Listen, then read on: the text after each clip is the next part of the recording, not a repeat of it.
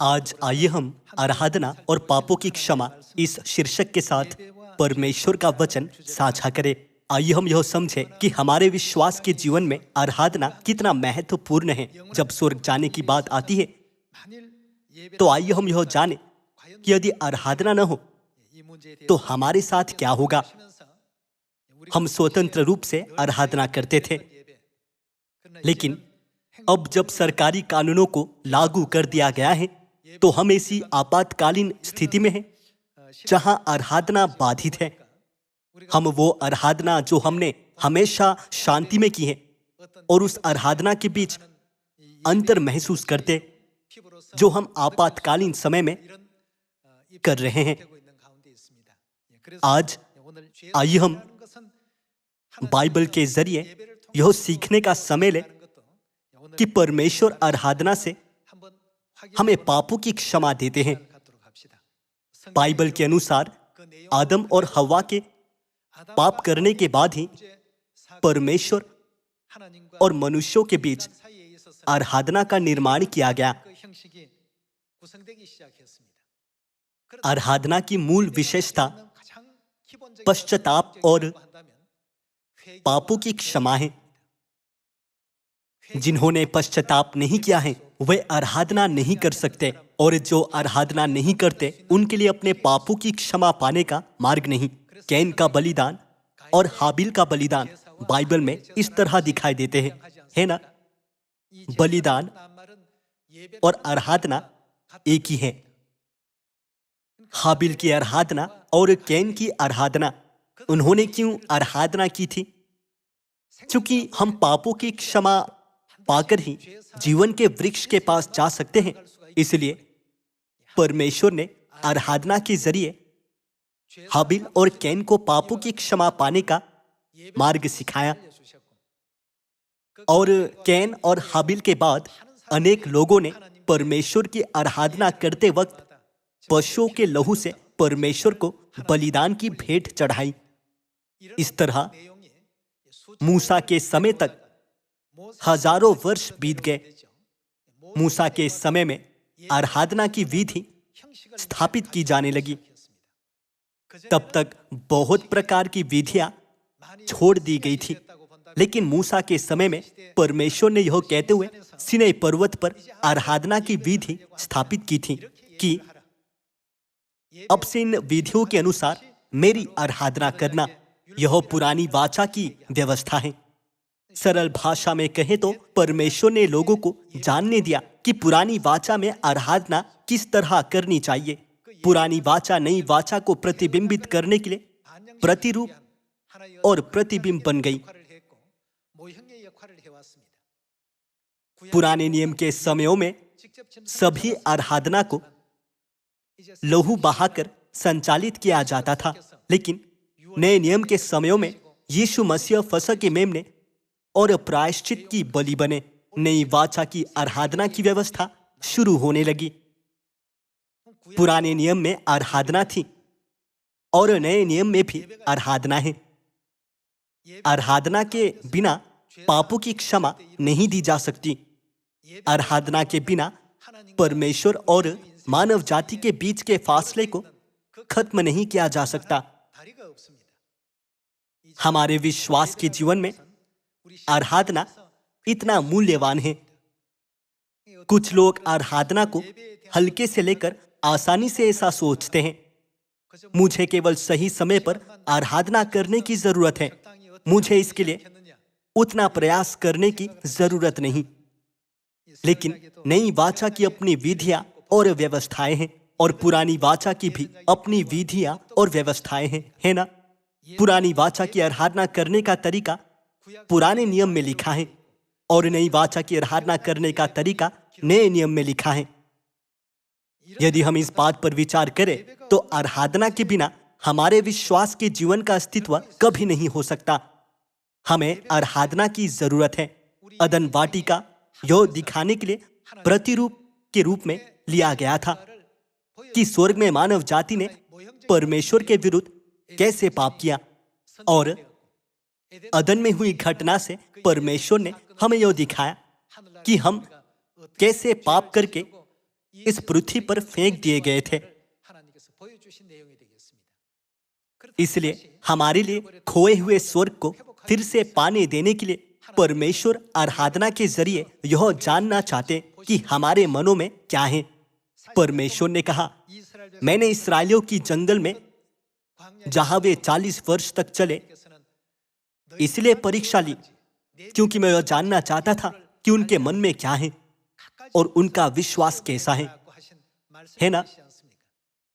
परमेश्वर सब्त के दिन की आराधना, सुबह और दोपहर की दैनिक प्रार्थना के समयों और हर प्रकार के वार्षिक पर्वों की आराधना से अपने प्रति हमारा रवैया देखना चाहते हैं। ऐसा करते हुए जब परमेश्वर के इस पृथ्वी पर रहने वाले मनुष्यों का न्याय करने का समय आएगा, तब वह उन आत्माओं के बीच अंतर करेंगे जिन्होंने पश्चाताप किया है और जिन्होंने पश्चाताप नहीं किया है। क्योंकि यह बहुत महत्वपूर्ण है, तो परमेश्वर ने हमें आराधना करने की अनुमति दी है। आराधना के बिना हमारे विश्वास के जीवन का अस्तित्व नहीं हो सकता। उत्पत्ति अध्याय 4 आयत 1। जब आदम अपनी पत्नी हव्वा के पास गया, तब उसने गर्भवती होकर कैन को जन्म दिया और कहा, मैंने यहोवा की सहायता से एक पुरुष पाया है।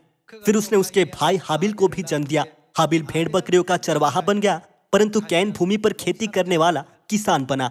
कुछ दिनों के पश्चात कैन यहोवा के पास भूमि की उपज में से कुछ भेंट ले आया, और हाबिल भी अपनी भेड़ बकरियों के कई एक पहिलौठे बच्चे भेंट चढ़ाने ले आया और उनकी चर्बी भेंट चढ़ाई। तब यहोवा ने हाबिल और उसकी भेंट को तो ग्रहण किया, परंतु कैन और उसकी भेंट को उसने ग्रहण न किया। तब कैन अति क्रोधित हुआ और उसके मुंह पर उदासी छा गई।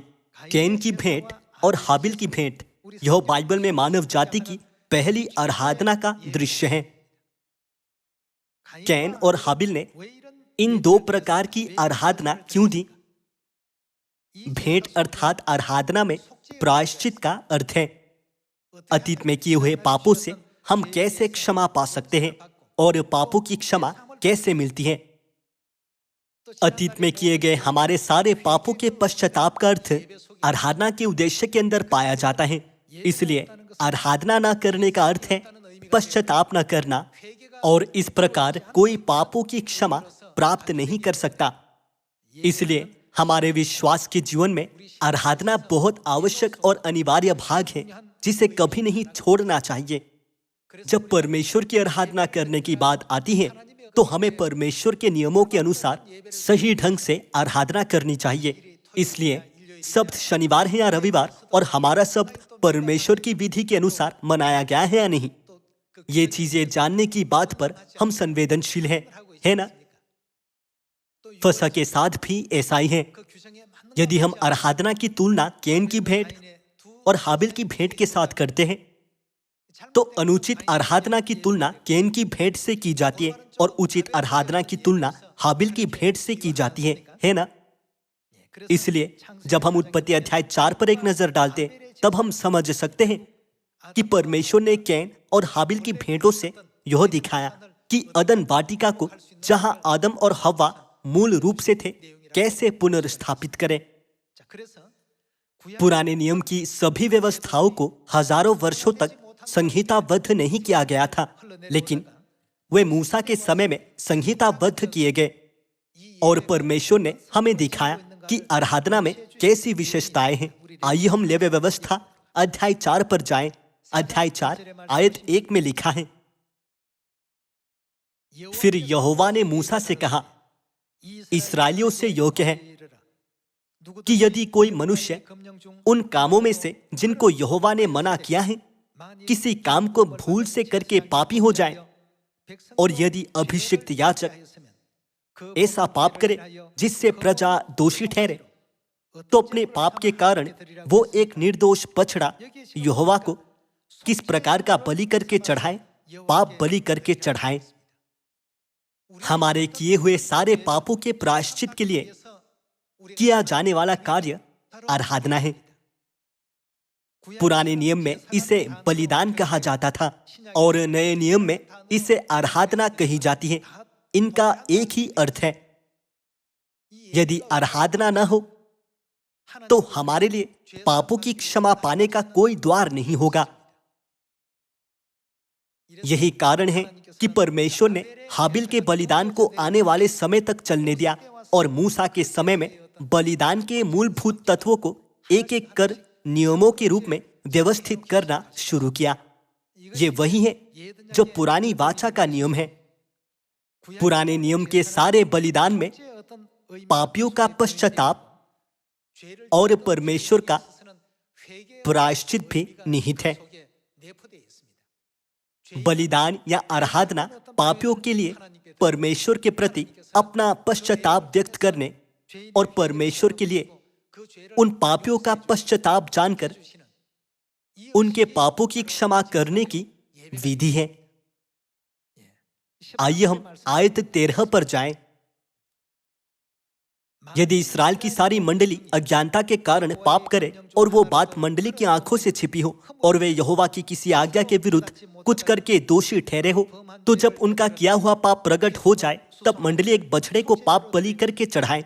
वो उसे मिलाप वाले तंबू के आगे ले जाए और मंडली के वृद्ध लोग अपने अपने हाथों को यहोवा के आगे बछड़े के सिर पर रखे और वो बछड़ा यहोवा के सामने बलि किया जाए। तब अभिषिक्त याजक बछड़े के लहू में से कुछ मिलाप वाले तंबू में ले जाए और याजक अपनी उंगली लहू में डुबो डुबो कर उसे बीच वाले पर्दे के आगे 7 बार यहोवा के सामने छिड़के।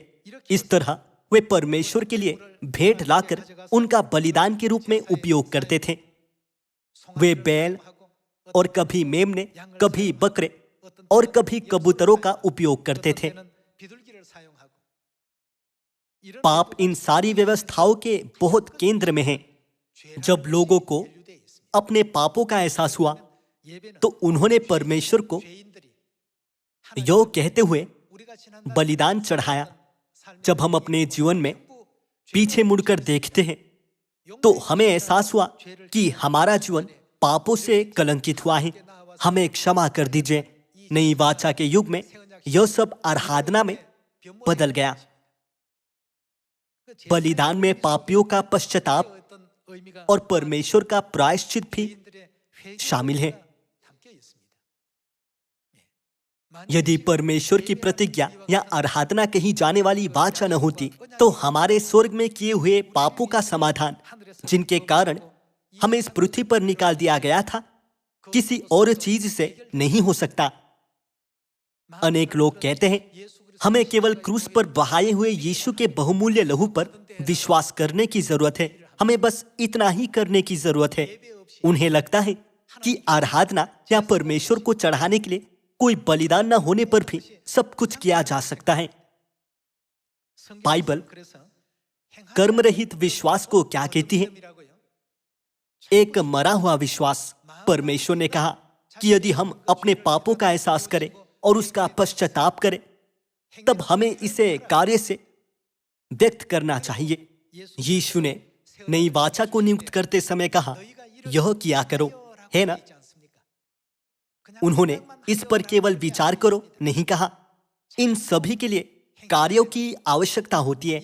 यदि आप पुराने और नए नियम की पूरी 66 पुस्तकों को जोड़े तो वे सब बलिदान अर्थात आराधना के विषय में है। यीशु मसीह मलिकिसिदक की रीति में कौन है? महायाजक। महायाजक क्या करता है? यदि कोई बलिदान न हो तो क्या महायाजक की जरूरत होगी? नहीं। चूंकि नई वाचा में बलिदान है इसलिए मलिकिसिदक याजक की जरूरत है। आराधना के बिना नई वाचा की विधि, जो मलिकिसिदक की रीति में आराधना करने का तरीका है, और नई वाचा की व्यवस्था भी सब अर्थहीन है। चूंकि आराधना में पश्चाताप, पापों की क्षमा और प्रायश्चित है, इसलिए आराधना के हर समय को गंभीरता से और पूरी सावधानी के साथ लिया जाना चाहिए। आराधना क्या है? क्या यह केवल प्रार्थना करना और स्तुति करना है? हमें उनके महत्व और अर्थ को समझते हुए प्रार्थना और स्तुति करनी चाहिए। हमारी प्रार्थना और स्तुति में अपने पूरे हृदय, अपने पूरे मन, अपनी पूरी शक्ति और अपनी पूरी आत्मा से किए हुए पश्चाताप होना चाहिए। पश्चाताप के माध्यम से परमेश्वर से क्षमा मांगने का मार्ग आराधना है, जो आज हम कर रहे हैं। पुराने नियम के समय में लोग यह कहते हुए कि मैं इस पशु के समान मरने के लायक हूं, पशुओं के साथ क्या करते थे? वे उन्हें मारते थे। वहां पशु लहू बहाते थे। पशुओं की मृत्यु हमारी मृत्यु के बदले थी। हम उनके समान मरने वाले थे, लेकिन हमारे बदले पशु बलि होकर मर गए। इस अर्थ से परमेश्वर को पशु चढ़ाना बलिदान था। सब्त के दिन का बलिदान था। हर सुबह और दोपहर की दैनिक होम बलि थी और हर वार्षिक पर्व का बलिदान था। यदि हमारे लिए ये आराधना न होती तो हमारे लिए बचाए जाकर अनंत जीवन पाने या स्वर्ग जाने का कोई मार्ग नहीं होगा। इसलिए आराधना हमारे लिए बहुत महत्वपूर्ण है। हर आराधना के द्वारा हम अपने पापों के विषय में सोचते हैं। इसलिए आज हम अपने पापों का पश्चाताप करते हुए सब्त मना रहे हैं। आराधना केवल स्तुति करना, प्रार्थना करना और पादरी का उपदेश सुनना नहीं है। आराधना के दौरान हमें परमेश्वर के पास पश्चातापी और टूटे हुए मन से जाना चाहिए। मरने वाले पापियों के लिए मेमना, बकरा या बैल की बलि की जाती थी।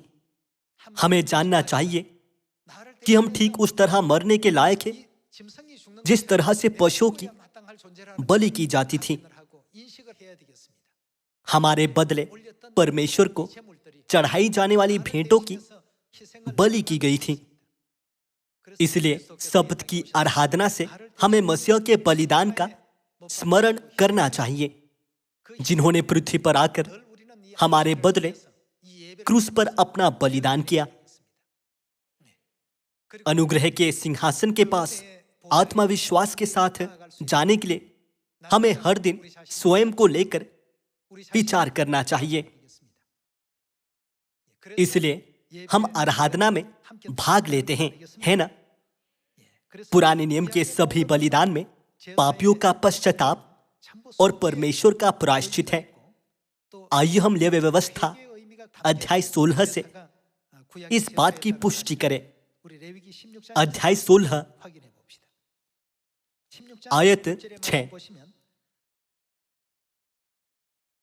और हारून उस पाप बलि के बछड़े को जो उसी के लिए होगा चढ़ाकर अपने और अपने घराने के लिए प्रायश्चित करे, और उन दोनों बकरों को लेकर मिलाप वाले तंबू के द्वार पर यहोवा के सामने खड़ा करे। और हारून दोनों बकरों पर चिट्ठियां डाले, एक चिट्ठी यहोवा के लिए और दूसरी अजाजेल के लिए हो।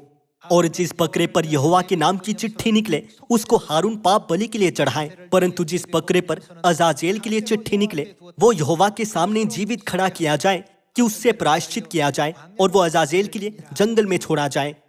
बार बार कहा जाता है कि हमारे पापों का प्रायश्चित होता और वे क्षमा किए जाते हैं। हमें पापों की क्षमा मिलती है। यह आराधना का मुख्य उद्देश्य है। यदि हम परमेश्वर की आराधना अपने शरीरों की उपस्थिति के साथ करते हैं तो यह ऐसी बात होगी जिसको लेकर हमें सतर्क रहना चाहिए। पुराने नियम के समयों में पशुओं ने हमारे पाप उठाए, लेकिन अब नई वाचा के युग में हमारे पापों को कौन उठा रहा है? स्वर्गीय पिता और स्वर्गीय माता, जिनकी छुड़ौतियों के साथ तुलना की गई है, हमारे सभी पाप उठा रहे हैं। वे हमारे पापों का बोझ उठा रहे हैं। हमने स्वर्ग में पाप किए थे और इस पृथ्वी पर भी घृणास्पद पाप किए हैं। चूंकि अब हम मसीह में हैं, इसलिए हमें उन पापों में और रहना नहीं चाहिए। हमें इस संकल्प के साथ सब्त मनाना चाहिए। अपने अतीत के पापों का पश्चाताप करते हुए स्वर्गीय पिता और माता को, जिन्होंने हमें पापों की क्षमा दी है, महिमा और धन्यवाद देते हुए जब तक हम स्वर्ग के राज्य तक नहीं पहुंचते तब तक हमें हर दिन और हर सप्ताह एक एक कदम परमेश्वर के करीब जाना चाहिए, है ना? लेवी व्यवस्था अध्याय 16 में परमेश्वर ने अजाजेल बकरे और पाप बलि के बकरे के विषय में प्रायश्चित का अर्थ से समझाया। आइए हम आयत 20 पर जाएं। जब वह पवित्र स्थान और मिलाप वाले तंबू और वेदी के लिए प्रायश्चित कर चुके, तब जीवित बकरे को आगे ले आए और हारून अपने दोनों हाथों को जीवित बकरे पर रखकर इस्राएलियों के सब क्या अधर्म के कामों और उनके सब अपराधों अर्थात उनके सारे पापों को अंगीकार करे और उनको बकरे के सिर पर धरकर उसको किसी मनुष्य के हाथ जो इस काम के लिए तैयार हो जंगल में भेज के छुड़वा दे। वो बकरा उनके सब अधर्म के कामों को अपने ऊपर लादे हुए किसी निर्जन स्थान में उठा ले जाएगा, इसलिए वो मनुष्य उस बकरे को जंगल में छोड़ दे।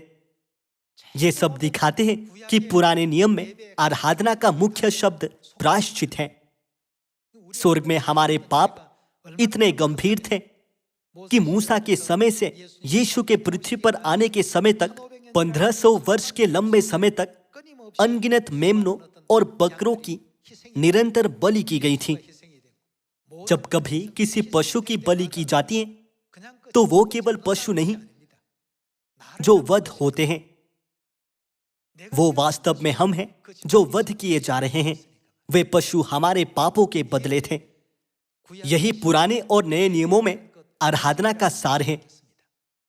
पापियों को पश्चातापी मन और ऐसे संकल्प के साथ पशुओं की मृत्यु देखनी चाहिए कि मैं इस प्रकार का पाप और कभी नहीं करूंगा। यदि आराधना न होती तो पश्चाताप करने का मार्ग और प्रायश्चित करने का सुअवसर न होता। आइए हम इब्रानियों अध्याय 7 पर जाएं। अध्याय 7 आयत 11। यदि लेवीय याजक पद के द्वारा सिद्धि प्राप्त हो सकती, जिसके सहारे लोगों को व्यवस्था मिली थी, तो फिर क्या आवश्यकता थी कि दूसरा याजक मलिकिसिदक की रीति पर खड़ा हो और हारून की रीति का न कहलाए? क्योंकि जब याजक का पद बदला जाता है तो व्यवस्था का भी बदलना आवश्यक है। याजक का पद हारून की रीति से मलिकिसिदक की रीति में बदल गया और पुरानी वाचा नई वाचा में बदल गई। जैसा यहां कहा गया है, मानव जाति लेवीय याजक पद अर्थात मूसा के समय के याजक के पद से सिद्धि नहीं पा सकती थी। वो आराधना संपूर्ण नहीं थी, बल्कि एक प्रतिरूप थी। लेकिन मलिकिसिदक की रीति में की गई आराधना संपूर्ण है। मलिकिसिदक की रीति में की जाने वाली आराधना की सबसे महत्वपूर्ण बात यह है कि परमेश्वर ने हमारे पापों को उठा लिया है ना? पिता परमेश्वर और माता परमेश्वर हमारे पापों को क्षमा करते हैं और हमें परमेश्वर की संतान बनने का अधिकार देते हैं और अपने बहुमूल्य लहू से हमारा स्वर्गीय घर पुनर्स्थापित करते हैं ताकि हम अनंत जीवन और आशीष पा सकें। यह आराधना के जरिए हम पर उंडेला गया परमेश्वर का महान प्रेम है ना? इस बात को मन में रखते हुए आइए हम इब्रानियों अध्याय 7 आयत 21 पर जाएं। आयत 21 कहती है, क्योंकि वे तो बिना शपथ याजक ठहराए गए, पर यह शपथ के साथ उसकी ओर से नियुक्त किया गया, जिसने उसके विषय में कहा, प्रभु ने शपथ खाई और वो उससे फिर न पछताएगा कि तू युगानुयुग क्या है, युगानुयुग याजक है। इस प्रकार यीशु एक उत्तम वाचा का जामीन ठहरा। वे तो बहुत बड़ी संख्या में याजक बनते आए। इसका कारण यह था कि मृत्यु उन्हें रहने नहीं देती थी, पर यह युगानुयुग रहता है। इस कारण उसका याजक पद किस प्रकार का है? अटल है। यीशु ने इस पृथ्वी पर आकर नई वाचा के याजक पद से मानव जाति के लिए स्वयं का बलिदान किया था। यह आराधना किस प्रकार का याजक पद है? यह याजक पद अटल है। उनका याजक पद कभी बदल नहीं सकता। यह अटल है। यदि यीशु के पास याजक पद है तो क्या इसका अर्थ यह नहीं कि परमेश्वर को चढ़ाने के लिए बलिदान है? केवल तब जब बलिदान होता है तो याजक पद और याजक की जरूरत होती है ना? आइए हम आयत 25 के साथ जारी रखें। इसलिए जो उसके द्वारा परमेश्वर के पास आते वो उनका पूरा पूरा उद्धार कर सकता है। वो किससे उन्हें उद्धार दे सकते हैं? यीशु उस याजक पद से जो उनके पास स्थायी रूप से है, परमेश्वर के पास आने वालों का पूरा पूरा उद्धार कर सकते हैं, क्योंकि वो उनके लिए विनती करने को सर्वदा जीवित है। यह वही बात है जो बाइबल हमें सिखाती है। तब यीशु के पास किस प्रकार का याजक पद है? आइए हम इब्रानियों अध्याय 5 आयत 8 देखें। पुत्र होने पर भी उसने दुख उठा उठाकर आज्ञा माननी सीखी और सिद्ध बनकर अपने सब आज्ञा मानने वालों के लिए सदा काल के उद्धार का कारण हो गया। और उसे परमेश्वर की ओर से मलिकिसिदक की रीति पर किसका पद मिला? महायाजक का पद मिला। यह तथ्य कि महायाजक है दिखाता है कि बलिदान अर्थात परमेश्वर की आराधना है। चूंकि यीशु मलिकिसिदक की रीति में महायाजक है, इसलिए हमें सही तरह से यह समझना चाहिए कि मलिकिसिदक की रीति क्या है। मलिकिसिदक उत्पत्ति अध्याय 14 आयत 17 में दिखाई देता है। वो याजक था जिसने अब्राहम से भेंट करते वक्त उसे रोटी और दाख मधु से आशीष दी थी। यदि यीशु मलिकिसिदक की रीति में महायाजक है, तो इसका अर्थ यह होगा कि वो उसी याजक पद, उसकी विधि और तरीके का पालन करते हैं, है ना? ऐसा किसने किया था? बाइबल कहती है कि यीशु मसीह मलिकिसिदक की रीति में महायाजक हैं। तब आइए हम मत्ती अध्याय 26 आयत 17 में यह देखें कि यीशु ने मलिकिसिदक के याजक पद को कैसे अंजाम दिया। अख़मीरी रोटी के पर्व के पहले दिन चेले यीशु के पास आकर पूछने लगे, तू कहाँ चाहता है कि हम तेरे लिए फसह खाने की तैयारी करें? मलिकिसिदक का चिन्ह रोटी और दाख मधु है। आइए हम देखें कि यीशु मसीह ने जो मलिकिसिदक की रीति पर चले थे, महायाजक के याजक पद को कैसे पूरा किया। जब वे खा रहे थे तो यीशु ने क्या ली? रोटी ली और आशीष मांगकर तोड़ी और चेलों को देकर कहा, लो खाओ, यो मेरी देह है। फिर उसने कटोरा लेकर धन्यवाद किया और उन्हें देकर कहा, तुम सब इसमें से पियो, क्योंकि यह वाचा का मेरा वो लहू है जो बहुतों के लिए, किसके निमित्त? पापों की क्षमा के निमित्त बहाया जाता है।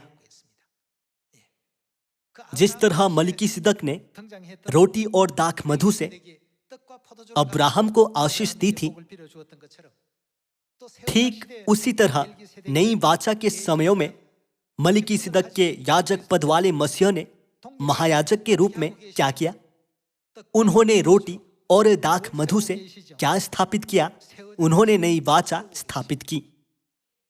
नई वाचा के विषय में यीशु ने यूहन्ना अध्याय 6 आयत 54 में कहा, जो मनुष्य के पुत्र का मांस खाता और उसका लहू पीता है, अनंत जीवन उसी का है, और मैं उसे अंतिम दिन फिर जिला उठाऊंगा।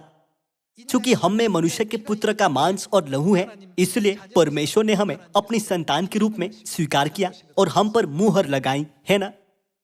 सभी लोगों, इस वाचा को किससे पूरा किया जाता है? यह आराधना से पूरा किया जाता है।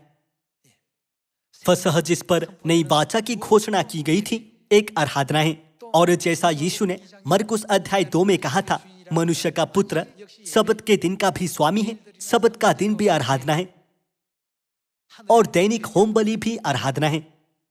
हम पापियों के लिए पश्चाताप करने, पापों की क्षमा पाने और अनंत स्वर्ग के राज्य को पुनर्स्थापित करने के सारे चरणों में यदि आराधना न होती तो पापों की क्षमा या पश्चाताप न होता।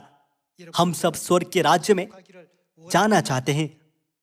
केवल यह तथ्य कि हम परमेश्वर को ऐसी सच्ची आराधना चढ़ा रहे हैं जिसे परमेश्वर ग्रहण करते हैं, दिखाता है कि हम दुनिया के 7.7 अरब लोगों में से सबसे धन्य लोग हैं, है ना? चूंकि मलिकिसिदक की रीति अटल याजक पद है और यह आराधना कभी नहीं बदलेगी। इसलिए आइए हम इस नई वाचा में अंत तक रहें और पिता और माता को महिमा देकर अपने स्वर्गीय घर वापस चलें। इसी के साथ मैं आज का उपदेश समाप्त करना चाहूंगा। आपका बहुत बहुत धन्यवाद।